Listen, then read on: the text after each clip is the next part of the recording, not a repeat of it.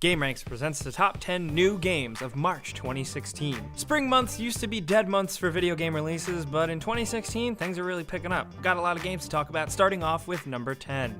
Samorost 3 is releasing for PC and Mac, and this is from the makers of Machinarium and Botanicula. Botanicula? I don't know how to say that. It's obviously a direct sequel to Samorost 2, and it's a point-and-click adventure with some incredible art style. This game series has a cult following for a reason. It's gorgeous, it's quirky, it's cool, and if you like Machinarium, maybe you should jump into this.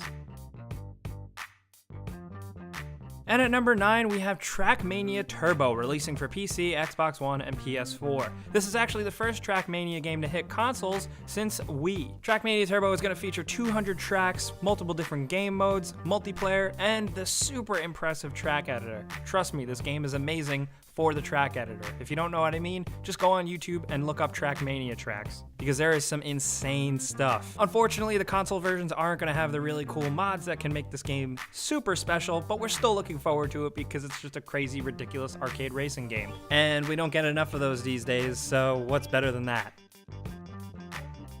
And at number 8, we have EA Sports UFC 2, releasing for Xbox One and PS4. This time around, the roster is crazy, featuring over 250 playable characters. Now, what I thought was interesting is that the creative director actually acknowledged that the previous game was a total disappointment because it was pretty unpolished in the combat and lacked any real depth. So they talked about how they're completely working on that this time around with a way more dynamic grappling system that you can't just spam your way out of, general overhauled combat systems, and this cool new custom event system generator where you can kind of make your own headlining pay-per-view matches. So the last UFC game was a complete disappointment, but we're really hoping they can turn it around because UFC deserves a good game.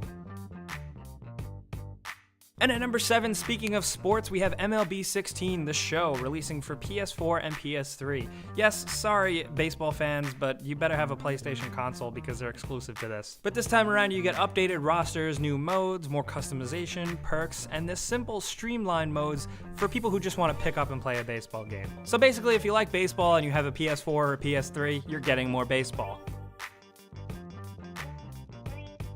And at number 6, we have Adrift, releasing first for PC with VR support. This game obviously looks to be like an insane VR experience, but whether or not you're playing it on VR, it's a story-based style game where you take control of Commander Alex Oshima as he floats around in zero gravity in a spacesuit. There's 5 different areas with puzzles to solve, bits of story and audio logs to listen to and experience, and most importantly, oxygen to manage, because if you run out of oxygen, you die, and you don't want to die, so pay attention when you play this game. If you've ever wanted a game that really gives you the experience of floating around in space and kind of gives you that stress and tension, Adrift might scratch that itch. It looks pretty cool.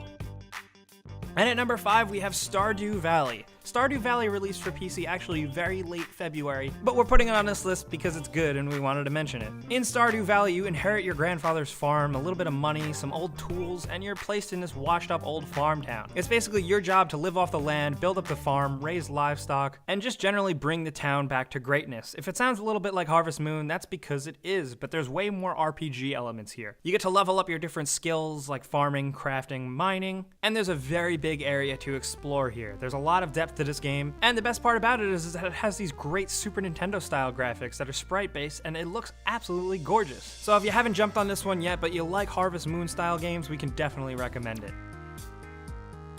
And at number 4, we have Pokken Tournament, releasing for Wii U. This is that Pokemon tournament fighter Tekken style game that we saw pop up on arcades that everyone's been freaking out about, but now it's finally being released on Wii U. The Wii U version is going to feature online battles featuring ranked and friendly matchmaking, as well as if you buy the retail version of the game, you get a Shadow Mewtwo character amiibo card. Some of you might not even know what that means, but don't worry about it. The Wii U version features some exclusive fighters like Mewtwo, Braixen, Garchomp, and I'm sure the game is going to be updated with a bunch more. So basically, if you've ever wanted a Pokemon fighting game, this is your dream come true. And I guess if you think about it, basically Pokemon is a Pokemon fighting game because Pokemon are always fighting. But whatever, if you've ever wanted to do it in a fighting setting similar to Tekken, now your dream is coming true, I promise.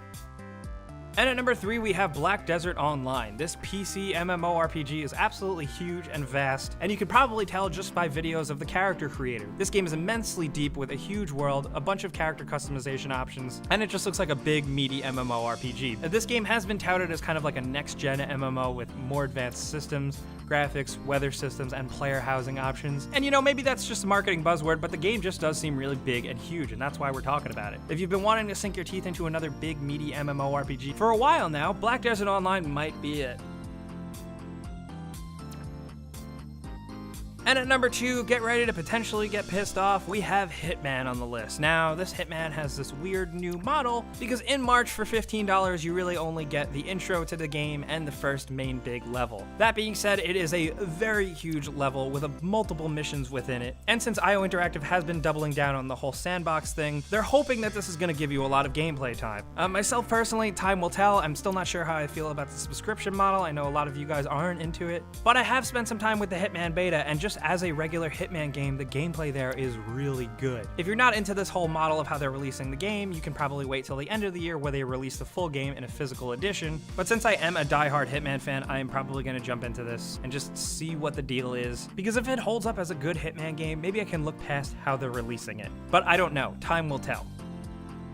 And at number 1, we have Tom Clancy's The Division. Yes, everybody's favorite shooter game that isn't quite an RPG, that isn't quite an MMO, and that isn't quite Destiny, but kind of really is. We're really excited about this game just because it looks cool. New York City in this game looks incredibly well realized. The shooting gameplay is decent, but it has all that loot stuff that is just so addicting. And the Dark Zone is some really awesome PvP fun. Of course, time will really tell if this game can hold up over the time, if they really provide endgame stuff that is worth really sinking your teeth into. But regardless, we're willing to give it a shot because we like shooting people in video games and we like RPG elements.